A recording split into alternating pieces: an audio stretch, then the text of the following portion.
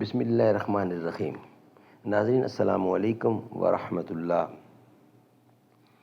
وی log number ہے 371 اور آج کے لحاظ سے تیسری قسط ہے اور مین واقعہ ہے احد کے بعد کی فوجی مہمات، یعنی غزوہ احد کے بعد کی جو مہمیں ہیں، فوجی مہم، احد کے بعد کی فوجی مہمات۔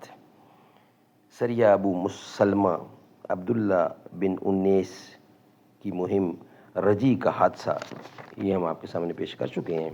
تو آج یہ پوائنٹ چوتھا ہے، بئر معونہ کا المیہ، صفحہ نمبر ہے 398۔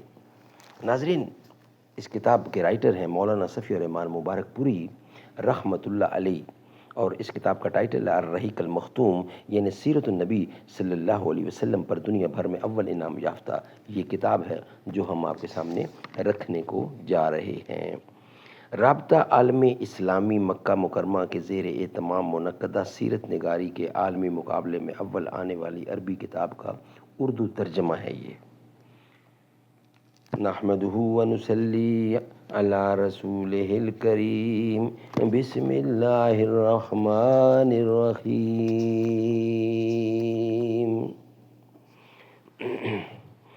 مانا کہ تیری دید کے قابل نہیں ہوں میں، تو میرا شوق دیکھ، میرا انتظار دیکھ۔ جس کھیت سے دہقاں کو میسر نہیں روزی، اس کھیت کے ہر خوشائے گندم کو جلا دو۔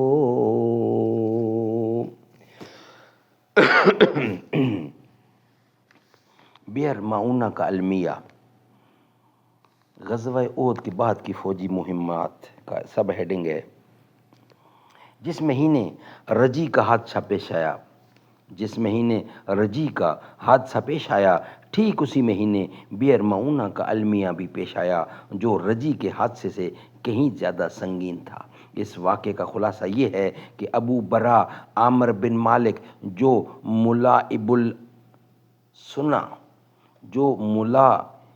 السنہ نیزوں سے کھیلنے والا کے لقب سے مشہور تھا، مدینہ میں خدمت نبوی میں حاضر ہوا۔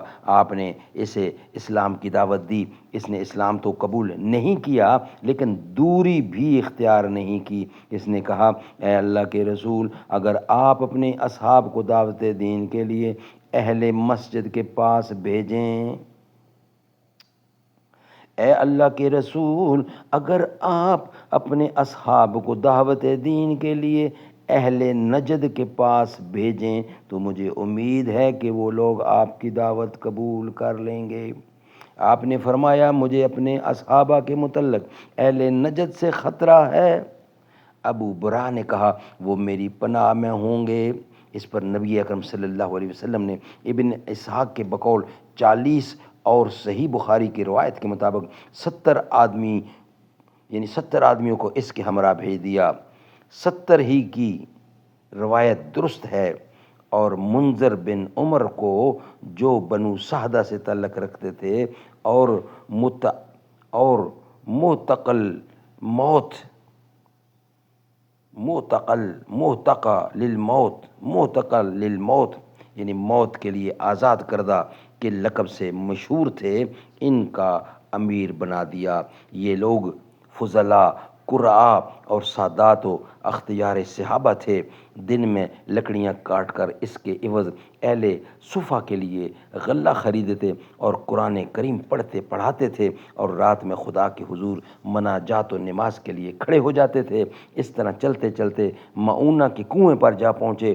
یہ کنواں بنو عامر اور حرہ بن سلیم کے درمیان ایک زمین میں واقع ہے۔ وہاں پڑاؤ ڈالنے کے بعد ان صحابہ کرام نے ام سلیم کے بھائی حرام بن ملحان کو رسول اللہ کا خط دے کر دشمن خدا عامر بن طفیل کے پاس روانہ کیا، لیکن اس نے خط کو دیکھا تک نہیں اور ایک آدمی کو اشارہ کر دیا جس نے حضرت حرام کو پیچھے سے اس زور کا نیزہ مارا کہ وہ نیزہ آر پار ہو گیا۔ خون دیکھ کر حضرت حرام نے فرمایا، اللہ اکبر، اللہ اکبر، رب کعبہ کی قسم میں کامیاب ہو گیا۔ اس کے بعد فوراً ہی اس دشمن خدا عامر نے باقی صحابہ پر حملہ کرنے کے لیے اپنے قبیلہ بنی عامر کو آواز دی، مگر انہوں نے ابو برا کی پناہ کے پیش نظر اس کی آواز پر کان نہ دھرے۔ ادھر سے مایوس ہو کر اس شخص نے بنو سلیم کو آواز دی۔ بنو سلیم کے 3 قبیلوں یعنی عصیہ، رحل اور زکوان نے اس پر لبیک کہا اور جھٹ آ کر ان صحابہ کرام کا محاصرہ کر لیا۔ جواباً صحابہ نے بھی لڑائی کی، مگر سب کے سب شہید ہو گئے۔ صرف حضرت کعب بن زید بن نجار رضی اللہ زندہ بچے۔ انہیں شہداء کے درمیان سے زخمی حالت میں اٹھا لایا گیا اور وہ جنگ خندق تک حیات رہے۔ ان کے علاوہ مزید 2 صحابہ حضرت عمر بن امیہ زمری اور حضرت منذر بن عقبہ بن عامر رضی اللہ عنہ اونٹ چرا رہے تھے۔ انہوں نے جائے واردات پر چڑیوں کو منڈلاتے دیکھا تو سیدھے جائے واردات پر پہنچے۔ پھر حضرت منذر تو اپنے رفقا کے ساتھ مل کر مشرکین سے لڑتے ہوئے شہید ہو گئے اور حضرت عمر بن امیہ زمری کو قید کر لیا گیا، لیکن جب بتایا گیا کہ ان کا تعلق قبیلہ مزر سے ہے تو عامر نے ان کی پیشانی کے بال کٹوا کر اپنی ماں کی طرف سے جس پر ایک گردن آزاد کرنے کی نظر تھی آزاد کر دیا۔ حضرت عمر بن امیہ زمری رضی اللہ اس دردناک المیے کی خبر لے کر مدینہ پہنچے۔ ان 70 فاضل مسلمین کی شہادت کی المیہ نے جنگ احد کا چرکا تازہ کر دیا، اور یہ اس لحاظ سے زیادہ المناک تھا کہ شہداء احد یعنی شہداء احد تو ایک کھلی ہوئی اور دو بدو جنگ میں مارے گئے تھے، مگر یہ بیچارے ایک شرمناک غداری کی نظر ہو گئے۔ حضرت عمر بن امیہ زمری واپسی میں وادی کنات کے سرے پر واقع مقام کرکرا پہنچے تو ایک درخت کے سائے میں اتر پڑے۔ وہیں بنو کلاب کے 2 آدمی بھی آ کر اتر رہے۔ جب وہ دونوں بجز بخیر سو گئے تو حضرت عمر بن امیہ نے ان دونوں کا صفایا کر دیا۔ ان کا خیال تھا کہ اپنے ساتھیوں کا بدلہ لے رہے ہیں، حالانکہ ان دونوں کے پاس رسول اللہ کی طرف سے عہد تھا، مگر حضرت عمر جانتے نہ تھے۔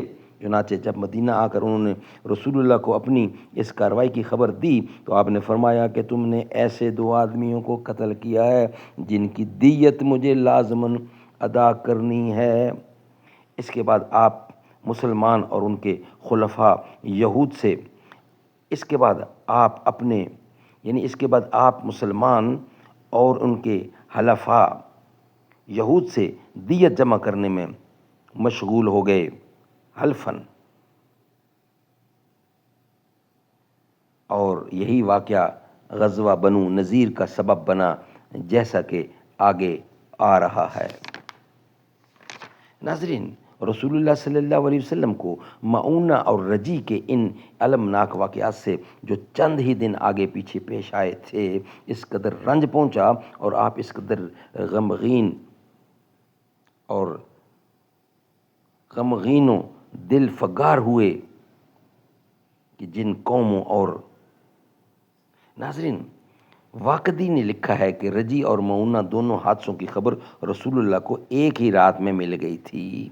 ابن سعد نے حضرت انس سے روایت کی ہے کہ رسول اللہ جس قدر اہل بئر معونہ پر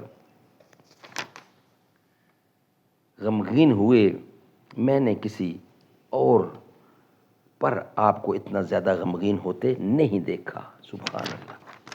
ناظرین، جن قوموں اور قبیلوں نے ان صحابہ کے ساتھ غدر و قتل کا یہ سلوک کیا تھا، آپ نے ان پر ایک مہینے تک بد دعا فرمائی۔ چنانچہ صحیح بخاری میں حضرت انس رضی اللہ سے مروی ہے کہ جن لوگوں نے آپ کے صحابہ کو بئر معونہ پر شہید کیا تھا، آپ نے ان پر 30 روز تک بد دعا کی۔ آپ نماز فجر میں رحل، زکوان، لاہیان اور عصیہ پر بد دعا کرتے تھے اور فرماتے تھے کہ عصیہ نے اللہ اور اس کے رسول کی معصیت کی۔ اللہ تعالیٰ نے اس بارے میں اپنے نبی پر وحی نازل کی جو بعد میں منسوخ ہو گئی۔ وہ وحی یہ تھی: ہماری قوم کو یہ بتلا دو کہ ہم اپنے رب سے ملے تو وہ ہم سے راضی ہے۔ ہماری قوم کو یہ بتلا دو کہ ہم اپنے رب سے ملے تو وہ ہم سے راضی ہے اور ہم اس سے راضی ہیں۔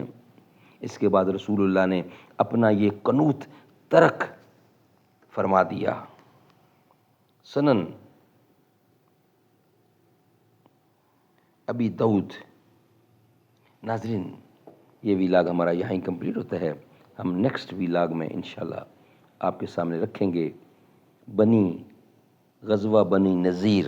یہ انشاءاللہ ہم آپ کے سامنے رکھیں گے، مگر نیکسٹ ویلاگ کی صورت میں۔ یہ ویلاگ ہمارا یہاں ہی مکمل ہوتا ہے۔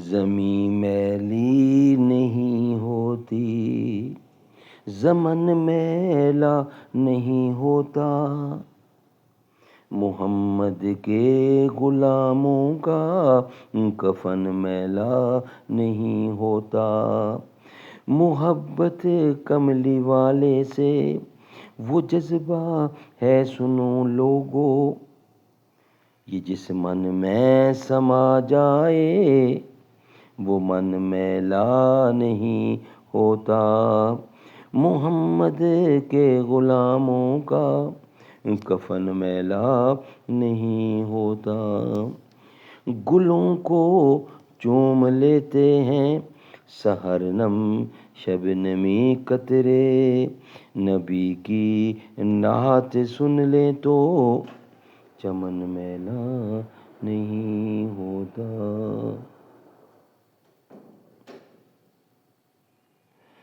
جو نام مصطفیٰ چومے نہیں دکھتی کبھی آنکھیں، پہن لیں پیار جو ان کا بدن میلا نہیں ہوتا، نبی کا دامن رحمت پکڑ لو اے جہاں والو، رہے جب تک یہ ہاتھوں میں چمن میلا نہیں ہوتا، میں نازاں تو نہیں فن پر مگر ناصر یہ دعویٰ ہے، ثنائے مصطفیٰ کرنے سے فن میلا نہیں ہوتا، زمیں میلی نہیں ہوتی، زمن میلا نہیں ہوتا۔